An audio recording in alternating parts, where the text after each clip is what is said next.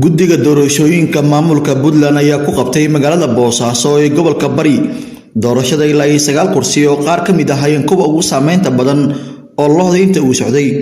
ayadoo qaar ka mid ah musharaxiinta si cad loogu diiday inay diiwaangeliyaan si ay u qaataan shahaado musharaxnimo isla markaana loogu sheegay inaysan ka qayb gali karin doorashada kuraasta ay rabeen u horeeyay oo isumadiisu tahay hoob 273 waxaa ku guuleystay taliyihii hore ciidanka booliska Soomaaliyeed Bashiir Cabdi Maxamed Americo kaasoo tan markii laga qaaday xilka taliyaha booliska noqday la taliyaha dhanka ciidamada madaxweyne Dani isla markaana lagu xanto inuu ka mid yahay saaxiibada dhaweyd Dani kursiga labaad oo isumadiisu tahay hoob 227 waxaa ku guuleystay isla markaana markale difaacday kursigiisa xildhibaan Cabdilcasiis Maxamed Maxamuud Gambi kaasoo inta badan la aaminsan yahay inuu ahaa mid ka fikir doonaa madaxweyne Dani isla markaana dib ugu soo noqday kursigiisa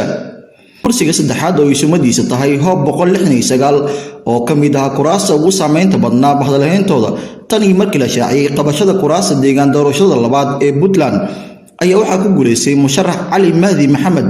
oo la aaminsan yahay inay gadaal ka riixayso madaxtooyada Puntland waxaa kursigan hore ugu fadhiyay Jamaal Maxamed Xasan wasiirka wasaaradda qorsheynta iyo horumarinta dhaqaalaha xukuumadda Soomaaliya kaasoo liis si weyn loogu direemayay magaalada Boosaaso waxaana si cad loogu diiday inuu u tartamo maadaama ay si adag isku hayeen madaxweyne Dani kursiga afraad oo isumadiisa tahay hoob 234 waxaa ku guuleystay Marwa Cabdi Bashiir Xaaji Cali oo la aaminsan yahay inay gadaal ka riixaysay madaxtooyada Puntland kana mid ahayd ganacsatada deegaanada maamulka Puntland kursiga shanaad oo isumadiisa tahay hoob 157 waxaa ku guuleystay musharax xildhibaan Maxamuud Axmed Aadan Geesood halka kursiga lixaad oo isumadiisa tahay hoob 76 oo ku guuleystay musharax xildhibaan Muuse Axmed Ismaaciil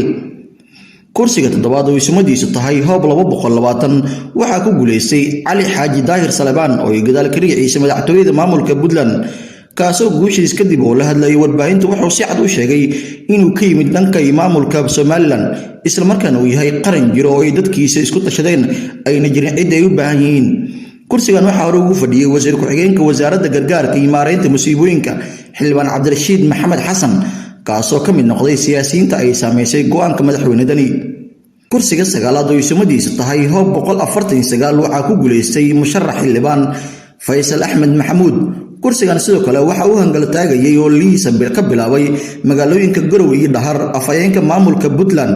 Jaamac Dabrani kaasoo inta badan la filayay inuu kursigan ku soo bixi doono haddana ma uusan ka mid noqon musharaxiinta la diiwaangeliyay ee qaatay shahaadooyinka